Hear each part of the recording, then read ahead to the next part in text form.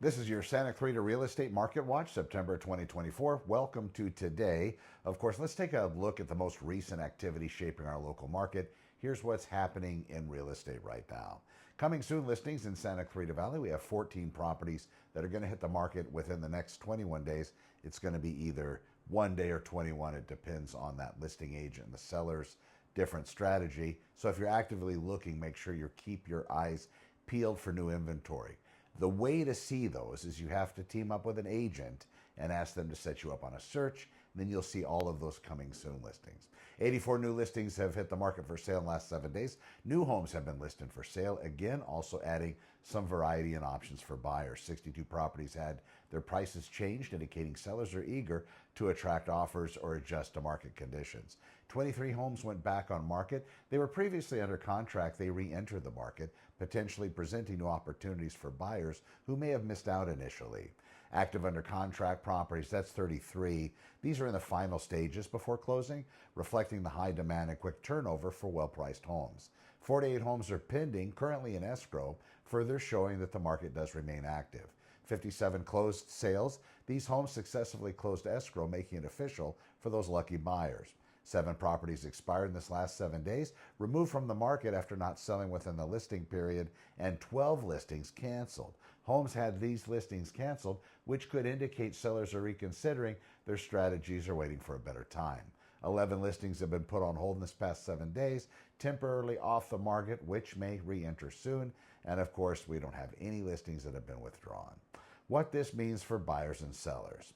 For buyers, the market remains competitive, but with new listings and price adjustments, there are still opportunities to find the right home. Pay attention to the back on market and price change categories, as these homes could present some flexibility in negotiation. For sellers, the steady demand continues, but making sure your home is priced correctly from the beginning will help avoid price reductions or sitting on the market for too long. The number of homes going under contract quickly shows that buyers are ready to make offers, especially on well-presented and competitively priced properties. In today's Market Watch Real Estate Roll Call or Briefing, whether you're thinking of buying or selling, I want to be your source. I'm here to help you navigate the Santa Clarita real estate landscape. Behind me here, this is my website, santaclaritaopenhouses.com. And what I asked it to do was search for the current open houses and the ones that are going to be scheduled this coming weekend. So as you can see here, right now there's 59 that have been scheduled. There's going to be more put into the calendar, and you'll see those here at Santa Clarita Open Houses. Now, the thing with open houses, if you happen to want to go out and view them over the weekend, maybe you don't want to contact an agent, maybe you want to have some kind of anonymity. When you go into the new house or the housing that happens to be open, let's say you're not interested in getting the big spiel by the agent in the house. More than likely, you'll be able just to say, I'm represented, I have a buyer-broker contract between me and my agent, and then that'll be it. Then they'll typically leave you alone. Now, if you have questions, that doesn't preclude you from asking and saying, hey, what kind of plumbing does it have? Do you know when the roof might have been replaced last? How's the electrical system? What about the HVAC? Do you know how the neighborhood is? Do they talk about their neighbors?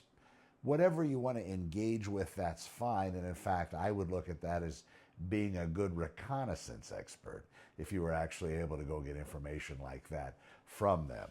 In fact, when I go out and I'm looking at listings with my buyers, I always tell them, if we happen to encounter a seller, don't hold back. Become the pleasant Percy or the corresponding Caliphus. You know, just talk. Be happy. I can't believe I just said what I said. But enjoy that conversation. Talk to the sellers and find out different things. Maybe find out what their motivation is. Maybe they're really just testing the market, which I've actually had that circumstance come up. Maybe they actually are seriously wanting to sell, and in fact, maybe they're in escrow on a house that they have to close in a certain amount of time, which might indicate you could have a particular advantage. Now, this market, it's difficult for buyers to get a lot of advantage, just for the simple fact that the market's moving so quickly because our real estate inventory is consistently low. We're just about over 500 units, so about 520s, 530s. That's typical. That's double the inventory we saw in January. but still not enough to move this market anywhere near a buyer's market. So if you are a real estate buyer and you're wanting to purchase real estate, great. You still have certain tax advantages of owning homes. Also, you get the value of the house if it happens to appreciate, but you also get to enjoy the cycle if it happens to have a downturn as well.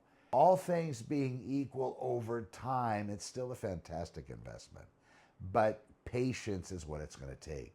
Usually, when you buy a house, your payoff isn't going to be seen for several years. This brings me into another discussion that I'm currently working on expanding with that happens to be the delayed gratification prospect.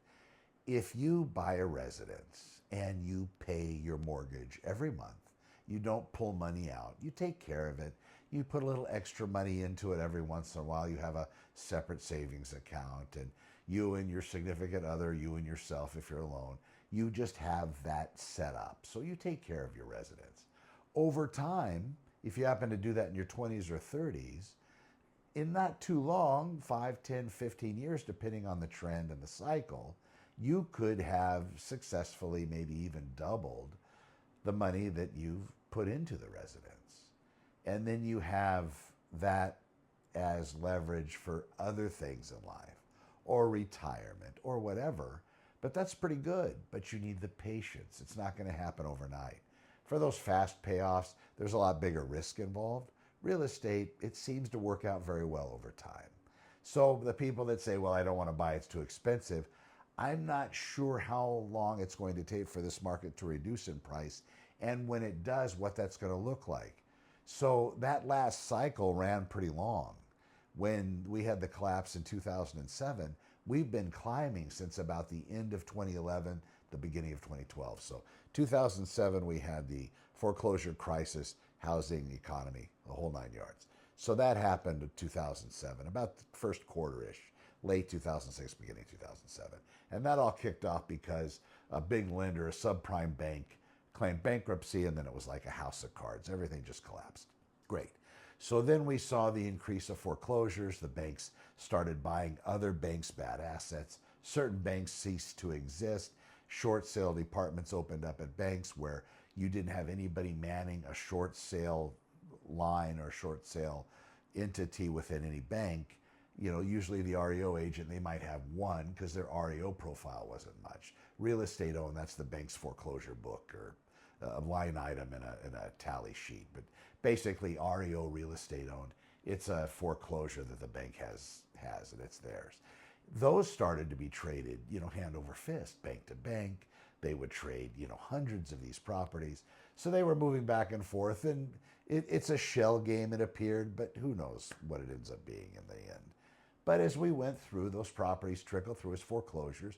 You might remember a big short sale market, people having bought real estate in that very recent past. For some special reason, a hardship came up where they could no longer afford their mortgage payment.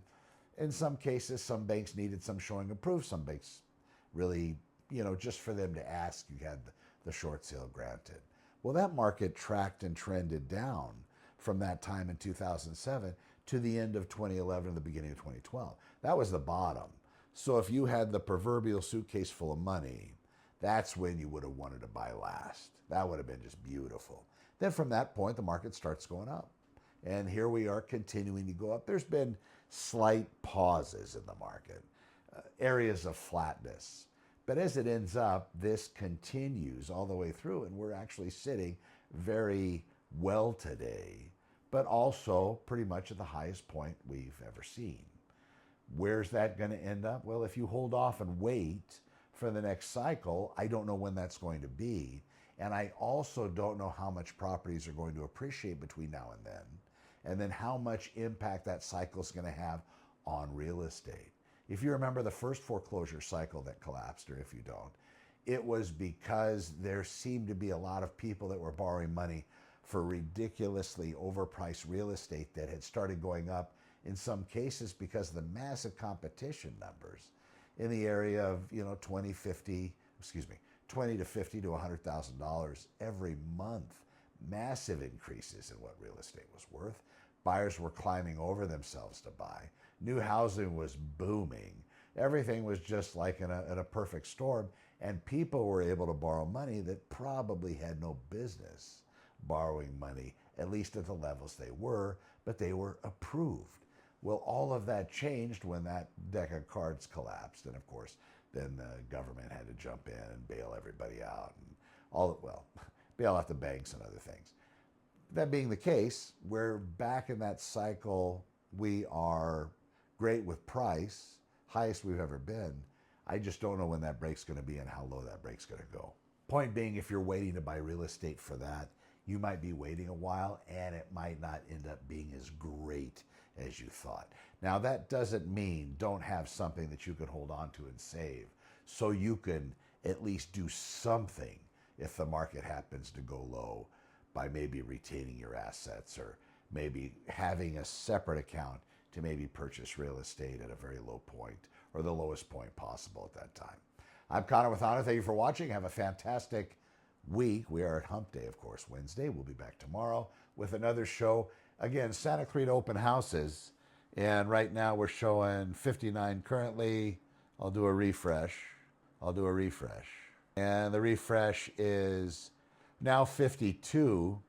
So we had some houses that while we were just talking, we had around 6 homes come off and they're no longer being posted open. So more than likely they had offers accepted this morning. I hope everybody has a fantastic day. I'm Connor with Honor. Over and out.